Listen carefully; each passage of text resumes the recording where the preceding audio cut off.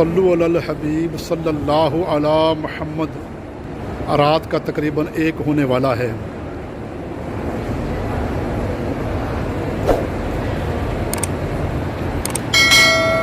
ये सफ़ा और मरवा करने के लिए जो मजबूर हैं या माजूर हैं, पहले जिस तरह व्हील चेयर होती थी, ये नई गाड़ी आई है। मोटरसाइकिल टाइप गाड़ी कह लें, मोटरसाइकिल कह लें। जो मजबूर होते हैं या माजूर होते हैं, सफ़ा मरवा की सही करने के लिए ये बिल्कुल न्यू गाड़ी आई है। इसके इजाफी पैसे जमा करवाने पड़ते हैं। ये जिस तरह पहले व्हील चेयर होती थी, अब माजूरों के लिए या मजबूरों के लिए ये नई गाड़ी आई है, सफ़ा और मरवा की सही करने के लिए।